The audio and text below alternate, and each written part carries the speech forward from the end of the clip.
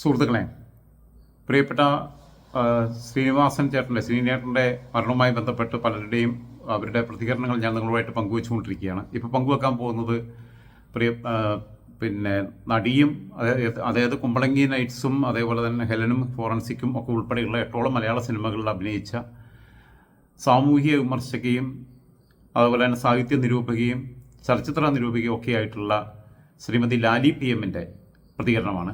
ലാലി ചേച്ചി എനിക്ക് വർഷങ്ങളായിട്ട് അറിയാം. ലാലി ചേച്ചി പ്രതികരിക്കാൻ തയ്യാറായിരുന്നില്ല. പിന്നെ എന്തായാലും ടെലിഫോണിലല്ലേ എന്ന് പറഞ്ഞിട്ട് ഇൻ്റർവ്യൂ ചോദിച്ചിട്ട് ഇപ്പോൾ തരുന്നില്ല, ആർക്കും കൊടുക്കില്ല എന്ന് പറഞ്ഞു ചേച്ചി. അങ്ങനെ ഇരിക്കുകയാണ്.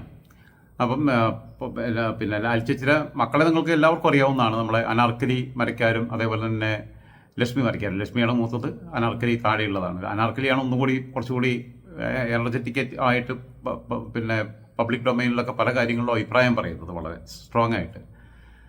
ഈ മത്തം കുളിച്ചിട്ട് കുമ്പളുണ്ടാവില്ല എന്ന് പറയുന്ന മാതിരി ഉമ്മയേക്കാൾ കൂടുതൽ സ്ട്രോങ് ആയിട്ട് പല കാര്യങ്ങളിലും ഇടപെടുന്ന ഒരു വ്യക്തിയാണ്. അപ്പം എന്തായിരുന്നാലും ലാലി ചേച്ചിയുടെ പ്രതികരണത്തിലേക്ക് പോവുകയാണ്. ലാലി ചേച്ചി ഞാൻ പറഞ്ഞ 8ഓളം സിനിമകളിൽ അഭിനയിച്ചിട്ടുണ്ട്, കുമ്പളങ്ങി നൈറ്റ്സ് ഉൾപ്പെടെ.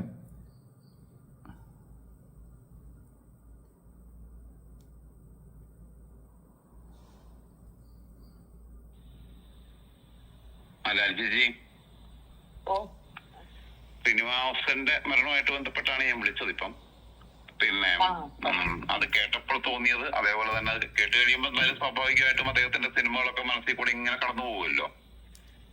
പിന്നെ ഞാനൊക്കെ സിനിമ എന്ന് പറയുന്ന ഒരു സംഭവം നമ്മളൊരു കാണാൻ തുടങ്ങുന്ന ഒരു സമയമുണ്ടല്ലോ. ആ സമയം മുതൽ ശ്രീനിവാസന്റെ സിനിമകളാണ് നമ്മുടെ മനസ്സിലെപ്പോഴും ഉണ്ടാകുന്നത്. സന്മനസ്സുള്ളവർക്ക് സമാധാനം, അതൊക്കെ മനസ്സിന് പോകുന്നില്ല. അതൊക്കെ ഞങ്ങൾ കാസറ്റ് എടുത്ത് കണ്ടതൊക്കെ ഇപ്പോഴും ഓർമ്മയുണ്ട്. പിന്നെ നമ്മുടെ വളർച്ചയ്ക്കനുസരിച്ച് ഓരോ സമയങ്ങളിലും ശ്രീനിവാസന്റെ സിനിമകൾ നമുക്ക് ഓർത്തെടുക്കാൻ പറ്റും. ആ ഓരോ കാലഘട്ടങ്ങളും. അപ്പം ഈ 90s ആദ്യഘട്ടങ്ങളിലായിരുന്നു ഈ സന്ദേശമൊക്കെ. അതൊക്കെ നമുക്ക് നല്ല ആ സമയത്ത് അതിനോടുണ്ടായിരുന്ന ദേഷ്യവും പിന്നെ അങ്ങനെയൊക്കെ ഉള്ള കുറെ കാര്യങ്ങള് മനസ്സിൽ ഓർമ്മ വരും. ഒത്തിരി ഓർമ്മകളാണ്. പക്ഷെ എന്ത് വന്നാലും പുള്ളിയുടെ സിനിമകളെല്ലാം അതിന് പല വിമർശനങ്ങളും ഉണ്ടാവുന്നുണ്ടെങ്കിൽ പോലും ഭയങ്കര എന്താ പറയാ, നമ്മുടെ മനസ്സിലേക്ക് എടുക്കുന്ന സിനിമകളായിരുന്നു. ഒരു ഡെപ്ത് ഉണ്ടായിരുന്നു സിനിമകൾക്ക്. അതില് പൊളിറ്റിക്സ് ഒന്നും മാറ്റി ചിലതൊക്കെ പ്രശ്നങ്ങളുണ്ട് എന്ന് പറയുന്നുണ്ടെങ്കിൽ പോലും പലപ്പോഴും അരാഷ്ട്രീയത ഉണ്ട് എന്ന് പറയുമ്പോൾ പോലും ഇതിലൊക്കെ ഒരു ഡെപ്ത് ഉണ്ടായിരുന്നു. നമുക്കത് കാണുമ്പോൾ നമുക്കത് ഫീൽ ചെയ്യാൻ പറ്റുന്നുണ്ടായിരുന്നു.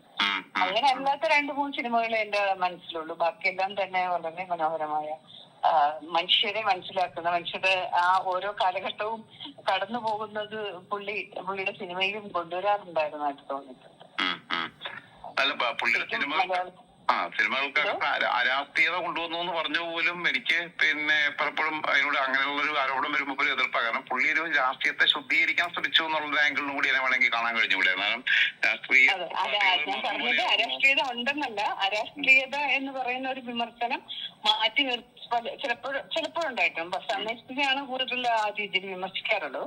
പക്ഷെ അപ്പോ പോലും ആ സിനിമ എന്ന ആ മാധ്യമത്തെ നല്ല രീതിയാണ് പുള്ളി അത് കൈകാര്യം ചെയ്തതും. ഒരു കഥയെ നമുക്ക് വേറിട്ട് കാണാൻ പറ്റത്തില്ല. ഒരു സമൂഹത്തിന്റെ ഒരു മൊത്തം ഉള്ള ആൾക്കാരെല്ലാം പങ്കെടുക്കുന്ന സിനിമകളായിട്ട് അല്ലെങ്കിൽ കഥാപാത്രങ്ങളാവുന്ന ഒരു സിനിമയായിട്ട് ഫീൽ ചെയ്യുമായിരുന്നു. അങ്ങനെ അതാണ് ഞാൻ പറഞ്ഞത്. എല്ലാം അരാഷ്ട്രീയമൊന്നും അല്ല പറയുന്നത്. എല്ലാം വളരെ മനോഹരമായ സിനിമകളാണ്. ഇപ്പം അതാ പറഞ്ഞത്, സന്മനസ്സുള്ളവർക്ക് സമാധാനമായിട്ട്, വെള്ളാനകളുടെ നാടായിട്ട്, എല്ലാത്തിലും അത് ചട്ടേറ് പോലെ അവതരിപ്പിക്കുകയും ചെയ്യും. പോലെ അവതരിപ്പിക്കുമ്പോൾ ഒരു ഗുണം നമ്മള് പിന്നെ ഒന്ന് പുള്ളിയുടെ ഇപ്പോഴും കാലാതീതമായി. കാരണം ഈ 10-30 വർഷങ്ങൾക്ക് ശേഷവും പുള്ളിയുടെ സ്ക്രിപ്റ്റ് ഇപ്പോഴും ഇന്നത്തെ സാഹചര്യങ്ങളിൽ പോലും വാലിഡ് ആണെന്നുള്ളത്. അതായത് പുള്ളി പൊളിറ്റിക്സിനെ അല്ല പിന്നെ ക്രിട്ടിസൈസ് ചെയ്തത്, പാർട്ടി പൊളിറ്റിക്സുകൾക്കകത്ത് വരുന്ന കുഴപ്പങ്ങളാണ്. അതെ തീർച്ചയായിട്ടും. അത് ശരിക്കും പാർട്ടിയെ നന്നായി തന്നെ നന്നായിട്ട് പുള്ളി റീഡ് ചെയ്യുന്നുണ്ട് ഈ പാർട്ടി പൊളിറ്റിക്സിനെ. അപ്പൊ അതിപ്പം ഏത് സിനിമയില മറ്റേ അത് സന്ദേശത്തിൽ തന്നെയാണ്. പ്രബലമായ 2 പാർട്ടികളെയും നന്നായി കളിയാക്കി തന്നെയാണ് പുള്ളി മുന്നോട്ട് വന്നിട്ടുള്ളത്. അതേപോലെ തന്നെ പിന്നെ ഇപ്പം പിന്നെ വിശ്വാസത്തെ പുള്ളി ഒരിക്കലും പിന്നെ ഒരാളെ സ്പിരിച്വാലിറ്റിയെ ഒരിക്കലും പുള്ളി ചോദ്യം ചെയ്തിട്ടില്ല. പക്ഷെ വിശ്വാസവും അന്ധവിശ്വാസവും തമ്മിലുള്ള വ്യത്യാസം ചൂണ്ടിക്കാണിക്കുന്നത് പോലെ തന്നെ ഈ പിന്നെ രാഷ്ട്രീയത്തിനകത്തെ അന്ധവിശ്വാസങ്ങളെയാണ് പുള്ളി തുറന്നു കാണിച്ചതെന്ന് വേണമെങ്കിൽ പറയാൻ പറ്റില്ലേ? മറ്റേ മറ്റേ ശ്യാമളയുടെ അല്ലേ? അതെ അതെ, ചിന്താവിഷ്ടിയായ ചാമറയും പിന്നെ അതെ ഈ സ്പിരിച്വാലിറ്റിയുടെ ഒരു പ്രശ്നം എന്താ പറഞ്ഞാല്, സ്പിരിച്വാലിറ്റി നമുക്ക് ഒരു കുടുംബസ്ഥനായിക്കൊണ്ട് തന്നെയും, അതായത് ലോകത്തിലെ എല്ലാ ഭൗതിക സാഹചര്യങ്ങളെയും അനുഭവിച്ചുകൊണ്ട് തന്നെ നമുക്ക് സ്പിരിച്വാലിറ്റി ഉണ്ടാക്കാൻ പറ്റും. പക്ഷെ അതാണ് ആ സ്പിരിച്വാലിറ്റി കളി. അതായത് നമുക്ക് എങ്ങനെയെങ്കിലും ഈ നമ്മുടെ എന്താ പറയാ ഉത്തരവാദിത്തങ്ങളിൽ നിന്നും രക്ഷപ്പെടാൻ വേണ്ടി ഒരാൾ സ്പിരിച്വാലിറ്റി ആകുന്നതിന്റെ പ്രശ്നങ്ങളാണ് പിന്നെ പുള്ളി അതും ഒരു സത്യാർന്നുള്ള നിലയിലാണ് ചൂണ്ടിക്കാണിക്കുന്നത്. നിങ്ങൾ സ്പിരിച്വൽ ആകുക എന്ന് പറഞ്ഞ ഒരാൾ ഇത്തരം ഭൗതിക ബന്ധങ്ങളെയും എല്ലാം വഴിയിൽ ഉപേക്ഷിച്ചിട്ട് പോകാന്നുള്ളതാണല്ലോ. പക്ഷേ അതില് ശ്രീനിവാസന്റെ ക്യാരക്ടർ പിന്നെ സത്യത്തിൽ സ്പിരിച്വലാകുന്നത് സ്വന്തം ഉത്തരവാദിത്തങ്ങളിൽ നിന്ന് രക്ഷപ്പെടാൻ വേണ്ടിയാണ്. പക്ഷെ അതിനെ കറക്റ്റായിട്ട് ചൂണ്ടിക്കാണിച്ച് അത് അതിന്റെ അവസാനത്തേത് ശരിക്കും പറഞ്ഞാല് ശരിക്കും എത്തിക്കാണ് അതിന്റെ എൻഡിങ് എന്ന് പറയുന്നത്.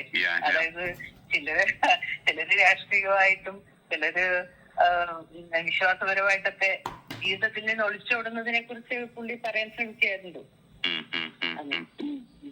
ചേച്ചി പോകുന്നുണ്ടോ? ഞാൻ പോകണമെന്ന് വിചാരിച്ചിരിക്കുകയാണ്. ചിത്രക്കണ്ട് ഇവിടെ എറണാകുളത്ത് ഇതുണ്ടെന്ന് തോന്നല്ലേ? ഉണ്ട് ടൗൺ ഹാളിൽ ഇപ്പൊ ലേറ്റസ്റ്റ് അപ്ഡേറ്റ്. അതെ, ഓക്കെ ചേച്ചി. ഇപ്പം പിന്നെ തൃപ്പൂണിത്തുറയാണല്ലോ. അതെ അതെ അതെ അതെ. അപ്പൊ എന്തായാലും ചേച്ചി നമുക്ക് കാണാം.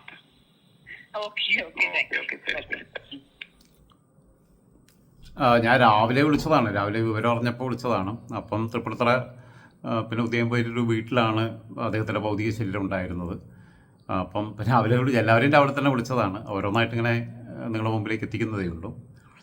ലാൽച്ചിച്ചി പറഞ്ഞതുപോലെ തന്നെ അത് ശ്രീബുദ്ധൻ്റെ കാര്യത്തിൽ പോലും എനിക്ക് ചില കാര്യത്തിൽ കാരണം ബോധോദയം ഉണ്ടാവുന്നത് പിന്നീടാണ്. പക്ഷെ അതിനു മുമ്പേ അദ്ദേഹം കപിലവസ്തുവിൽ നിന്ന് ഇറങ്ങിപ്പോയി. അപ്പോൾ ഒരു ഒളിച്ചോട്ടത്തിൻ്റെ സ്വഭാവം ആ സ്പിരിച്വാലിറ്റിക്കകത്ത് ഉണ്ടായിരുന്നോ എന്നൊരു സംശയം എനിക്കുണ്ട്.